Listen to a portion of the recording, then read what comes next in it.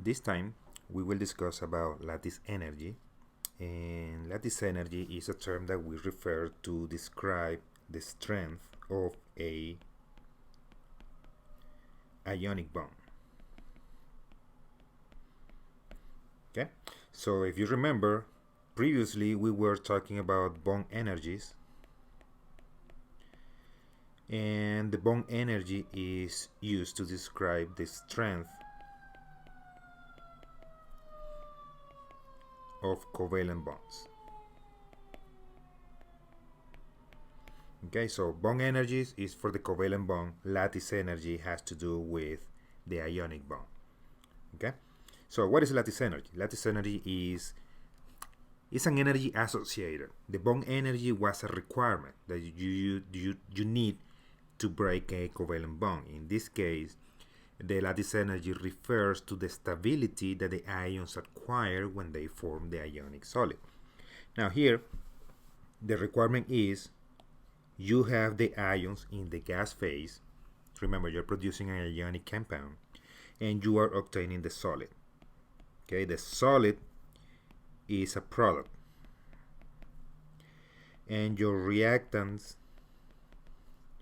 are in gas phase. That's really important to remember. Okay, it's really important to remember because if you look at this reaction, it looks pretty much like this one that we have here, but that is the enthalpy of formation, and the enthalpy of formation is elements in most stable form. Well, the ions are not the most stable form of the element. Okay, so elements in most stable form. However, you are also producing, during the enthalpy of formation, you are also producing the ionic solid. Okay, so in that regard, they have the same product, but the reactants are quite different. So enthalpy of formation, you need elements in most stable form. Lattice energy, you need the ions in the gas phase, which are far from being the most stable form. Therefore, even though the equations, the chemical equations, look pretty much the same, the enthalpy of formation is different from the lattice energy. However, the enthalpy of formation would be the starting point whenever we are calculating this lattice energy. So, things to know about lattice energy, or how you can calculate it. Let's look at this equation, because with this equation we can calculate lattice energy. However, we are not using this equation. This equation, we use it more to understand how the lattice energy changes, and the lattice energy will change depending on ion size and on charge of the ion. So if we take a look at this equation, what we have here is this first term here, Z plus, that's the charge of the cation, and Z minus is the charge of the anion. So it depends on both charges, whether positive or negative, and the magnitude of that charge. The other term here is the distance between the ions, and in this case you are looking at two ions, the positive ion and the negative ion, so the cation and the anion. So we are looking at the ionic size there, and of course the distance between the ions is basically the sum of those ionic radii. So here you can see that the lattice energy is directly proportional to the charges, meaning if you increase the charge, the lattice energy will increase, and we will take a look at in a minute on that. And however, is inversely proportional. Let's put this here. Directly proportional to charge and inversely proportional to the distance between the ions. Okay, inversely proportional to the ionic size. Now, C is a constant that it doesn't affect anything that we're gonna do, and as I said, we are not using the equation. This equation is just a kind of friendly reminder of how the lattice energy changes with the ion size and the charge. And the thing to remember here is that just by looking at that equation, you can see that the larger the charge of the ion, or the smaller the ion, then you will obtain a larger lattice energy. But by larger lattice energy, we are referring to more negative. And what does that mean is that the ionic solid gains much more stability if you have a large charge on the ions or if the ions are really small. Okay, it becomes more and more negative. So how can we look at that? So here we have, these are all group 1 halides. Okay, and we can simply start here with lithium. Okay, so this point here is lithium fluoride. This point here is lithium chloride, lithium bromide, and lithium iodide. And same thing here, the top one is sodium halide, and the last one is potassium halides. But what you see here, all is in a negative scale. Lithium and fluoride are the smallest in the series, right? So they have the most negative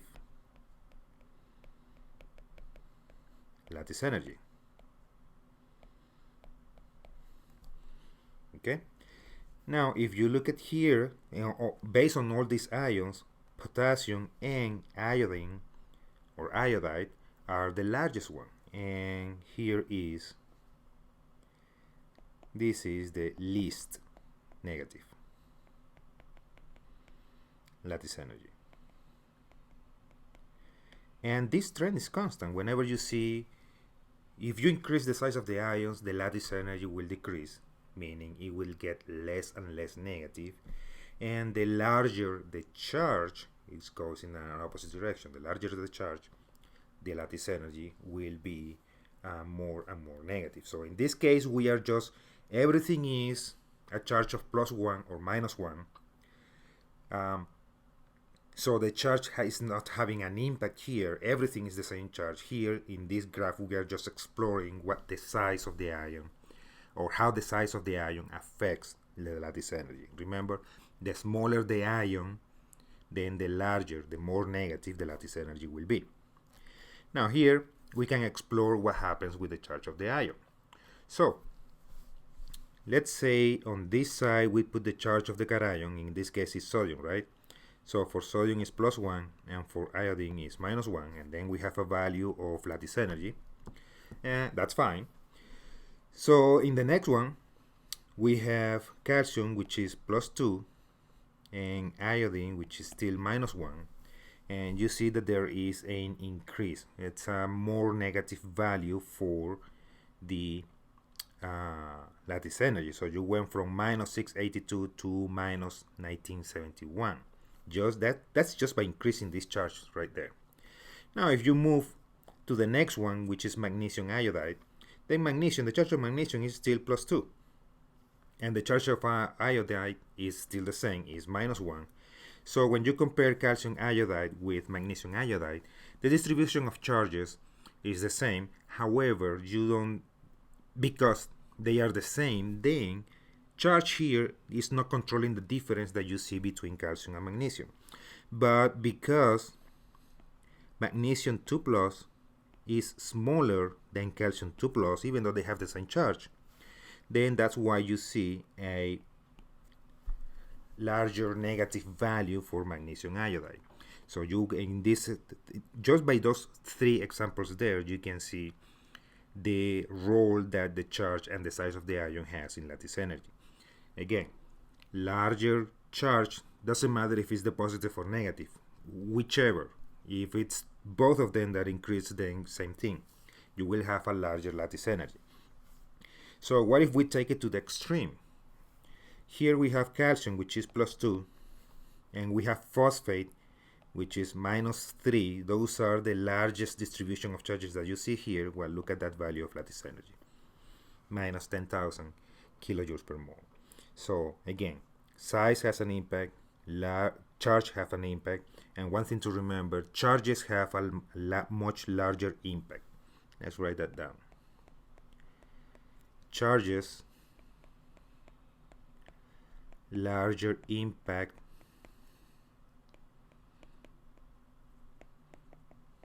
than size. So when in doubt, the charge will affect the lattice energy much more than the size of the ion will do.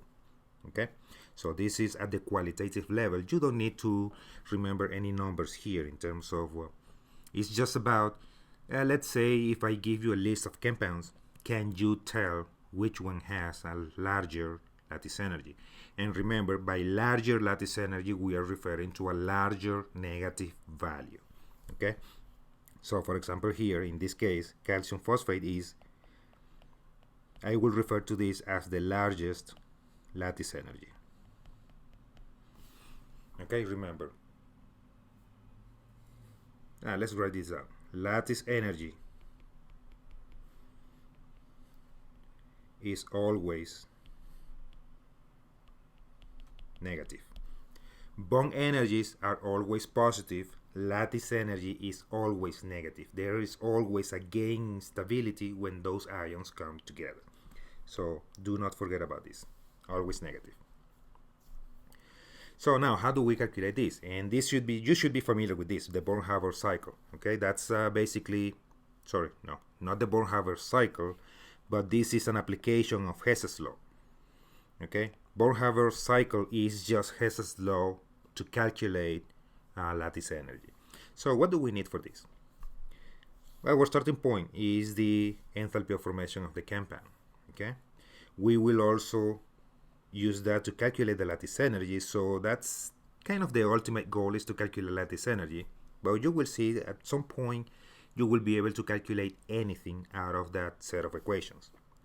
So what else do we need? Well, the metal. It's always, the ionic compound is always a metal and a non-metal. And the metal, usually the most stable form of a metal, except for mercury, is the solid state. So we will need the enthalpy of sublimation of the metal, because this reaction, the lattice energy, is defined by as the ions in the gas phase coming together. So, and the most stable form of the element is the neutral atom. So you need to ionize the metal, you need to extract electrons, because the metal will lose electrons, so you need the ionization energy, and we need the enthalpy of sublimation. That's for the metal. For the non-metal, the non-metal will form an anion, so the formation of that anion from the non-metal requires the use of electron affinity. It could be 1, 2, 3, it depends on the charge of the anion. Same goes for the metal. If you have a metal that is +2, like calcium, then you need ionization energy 1 and ionization energy 2. Another thing that we need here is that the metals that the non-metals that we will be using are nitrogen, oxygen, chlorine, fluorine, all those, and they are usually diatomic molecules. Okay, which means you're using the ion, correct? So you have to break down the molecule, and the breakdown of the molecule comes from the bond dissociation energy of the non-metal. If it's oxygen, we are looking at this reaction.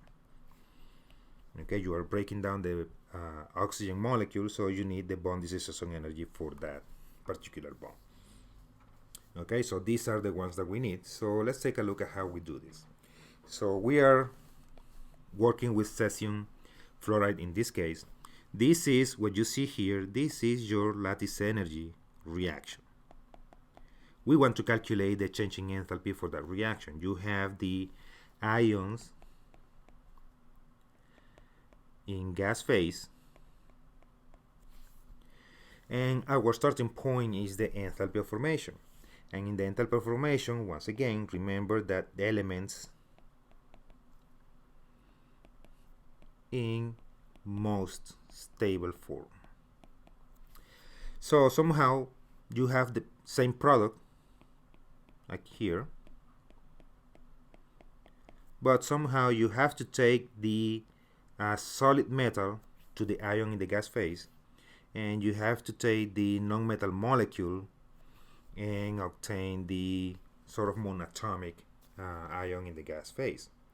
So number one, you have to vaporize the metal and then extract the electron, and in the non-metal you have to break down the molecule and then ionize the non-metal. So how do we do that? Okay, this is the enthalpy of sublimation.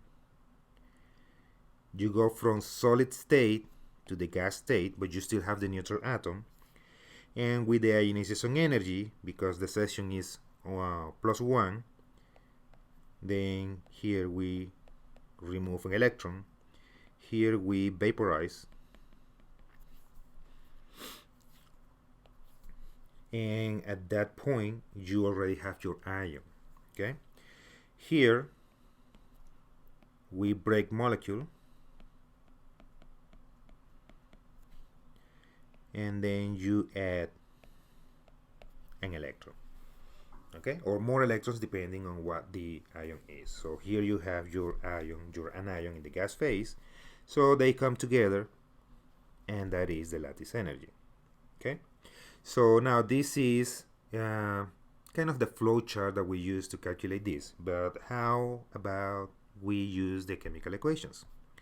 So in the chemical equations, this is what we are aiming for. Okay, we are aiming for this. This is the lattice energy reaction. Ions in the gas phase come together to produce the ionic solid.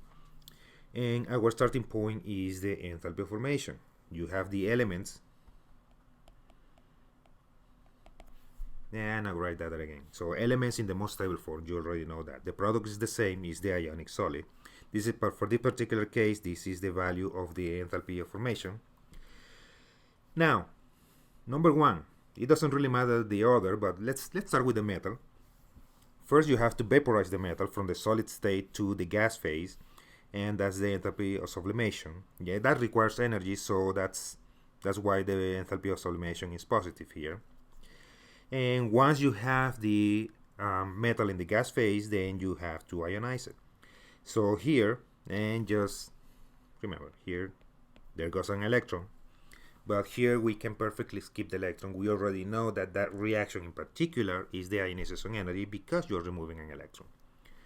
Okay, remember, it's always a requirement. You have to provide energy to remove that electron. So at this point, we have the metal ion in the gas phase, so let's take care of the non-metal. For fluorine, we have to break the molecule, and according to this reaction, this is the reaction for the bond dissociation energy for the fluorine-fluorine bond. However, when you look at here, you only need one fluoride, which means this reaction is giving you 2, so you actually have to divide the bond dissociation energy by 2 because you only need one of the atoms. If for any case you needed both fluorines, then you keep the whole value of the bond dissociation energy, but in this case it's just one fluorine, so you have to divide by 1/2. One clue to this is that here in the enthalpy of formation you have 1/2 the fluorine molecule, so technically you should have a 1/2 of the fluorine molecule here, and 1/2 of this gives you just one fluorine atom there. So everything has to be divided by 2. So at that point you have the fluorine atom in the gas phase, and then here again is you are adding one electron to produce the fluoride. That's electron affinity. Fluoride really wants that electron, so that's why this value is negative. And at that point, for this particular case, that's all you need. Okay? So how do we do this? How do we do this calculation? Well, things to remember.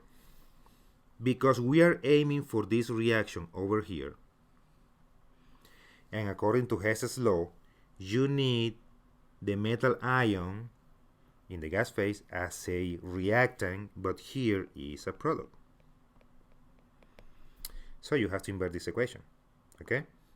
And tell you what, you have to invert all of this,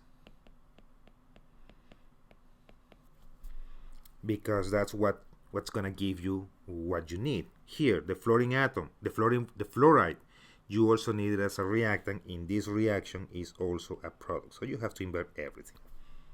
Okay. So when we invert everything, so remember, if you are doing Hess's law and you invert a reaction, then you have to change the sign. If you multiply the reaction, you multiply by the same number. Their corresponding enthalpy has to be multiplied by the same number. If you divide, then you also have to divide. So in the case of the bond dissociation energy, here you invert it and you divide by 2. So you did those two things. Okay, and these are the values. And tell you what, out of this is your set of reactions, and out of these you want to keep the fluoride, you want to keep the metal ion, and you want to keep the ionic solid. Everything else has to go. So here you have cesium solid, goes with this. You have cesium in the gas phase that goes with this cesium. You have 1/2 of the fluorine molecule, cancel with 1/2 of the fluorine molecule. And last but not least, you have the fluorine atom here, and you cancel with this fluorine atom. You add all that together, you obtain this reaction right here. And since you already switch or made changes to the enthalpies here, then this is simply the sum of everything. Okay? Remember, I like to use parentheses so that I keep track of what the signs are, but you are adding everything together. Okay? So when you operate the signs, then you get something like this, then you start subtracting this, and that, and you end up with a value of minus 757 kilojoules per mole. That is the lattice energy for cesium fluoride. Okay? Now, I want you to take a look at this calculation in a different way. So this is what we did, right? And each one of those values, what you had here is this. You have your enthalpy of formation, then you have minus the enthalpy of sublimation. You inverted that equation. You didn't do anything to the enthalpy of formation. You inverted the enthalpy of sublimation, you inverted the ionization energy, you divide by you divide by 2 the bond dissociation energy for the fluorine molecule, and you change the sign. And you also change the sign of the electron affinity. Now, why I'm doing this? I'm gonna eliminate the parentheses now, and I end up with this. And what is this useful? I want you to take a very long look at this equation, because this is, I'm gonna call it the basic setup. Okay? What that means is that lattice energy is going to be equal to the enthalpy of formation minus everything else.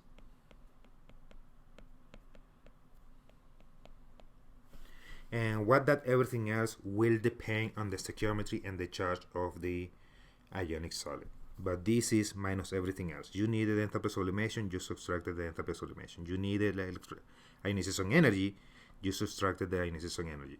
You needed the bond dissociation energy, you are subtracting that, and you are subtracting the electron affinity. So it's enthalpy of formation minus everything else.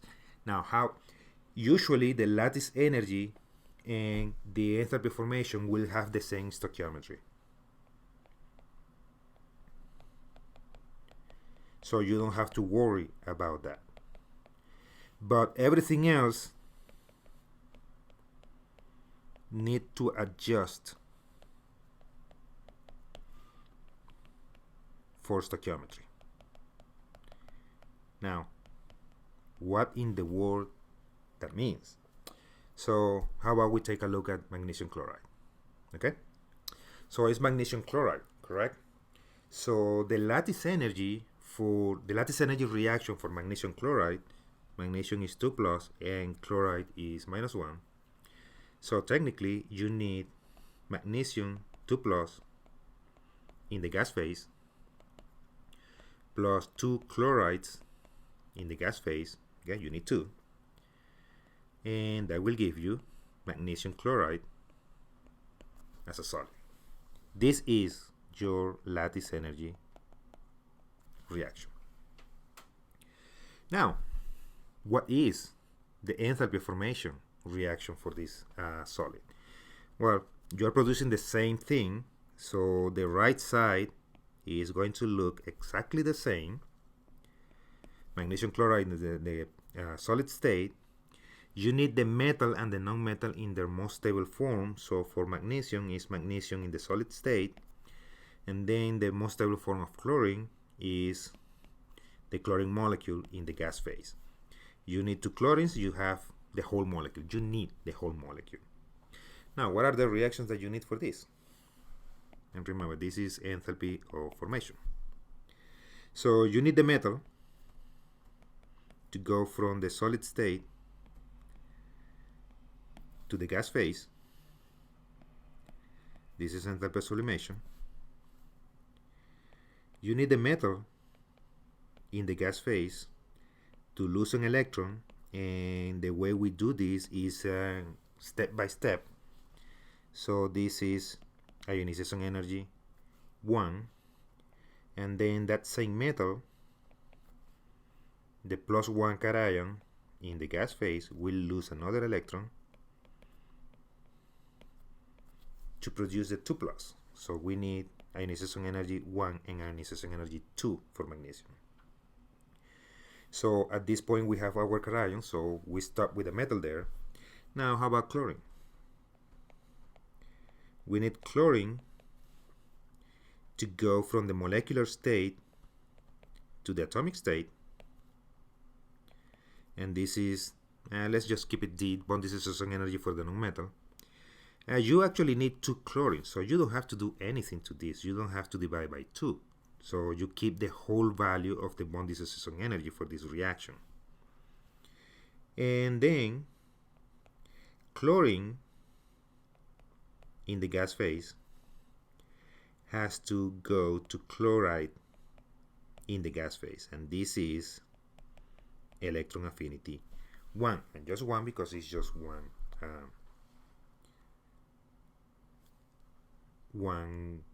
charge, -1. Okay. Now the catch in this case it's when I say that you have to adjust for stoichiometry, for stoichiometry and for charges. So you need 2 terms here because the charge is 2+ for magnesium, but you need 2 chlorines. So this reaction right here, you have to multiply by 2 because you need 2 chlorines.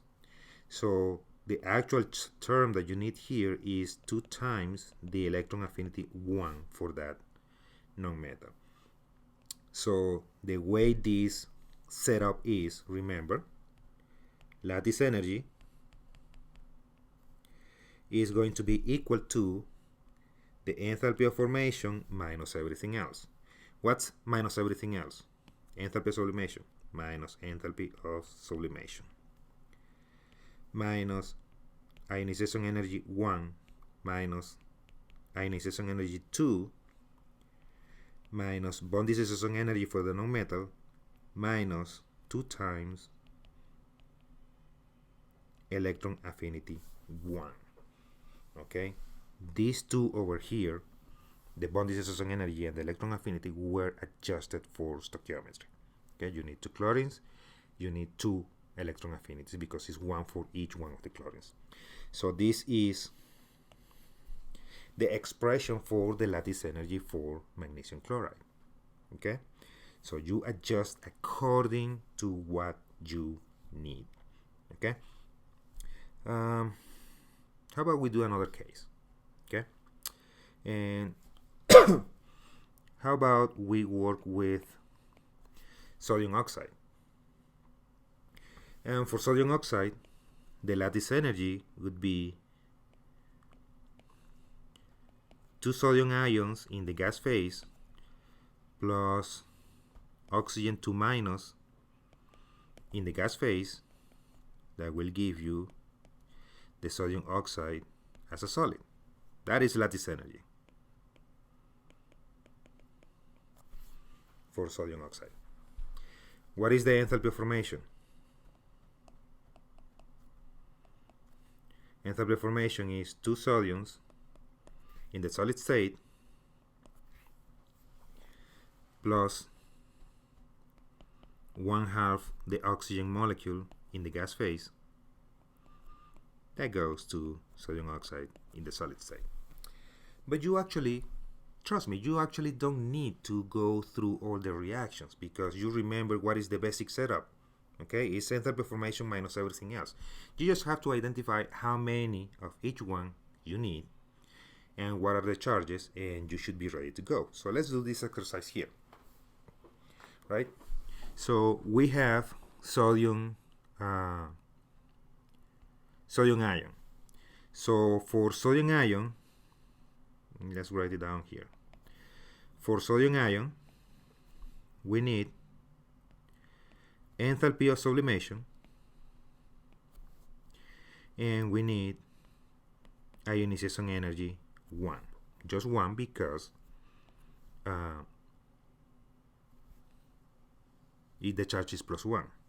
Now, however, look at your lattice energy reaction and you see that there are 2 sodiums. So 2 sodiums here means enthalpy of sublimation times 2, ionization energy times 2, because you need 2 sodiums.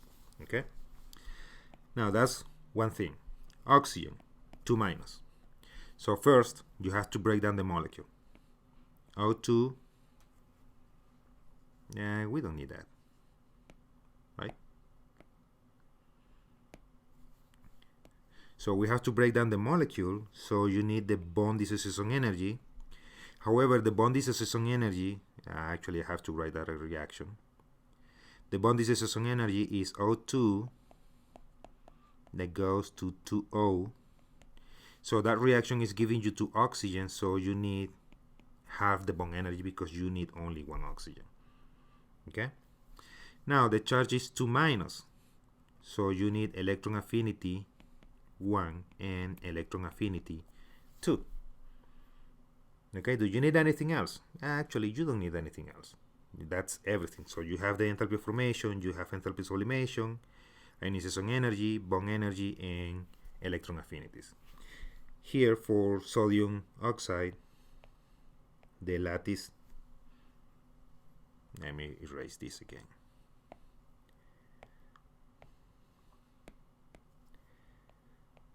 The lattice energy is going to be the enthalpy of formation minus 2 times the enthalpy of sublimation minus 2 times the ionization energy 1 minus 1/2 the bond dissociation energy for oxygen minus electron affinity 1 minus electron affinity 2. Okay? Just by knowing the stoichiometry of your ionic solid and the charges of the ion, you can come up with this equation without writing even a single chemical reaction. Trust me, you can do this. Okay? If you follow this protocol here, enthalpy of formation minus everything else, all there is to this is to identify what you really need. It will depend on the stoichiometry and it will depend on the charge of the ion. Okay, so that's it. That's what we're gonna do next time in class, and I hope this video is useful for you. Okay.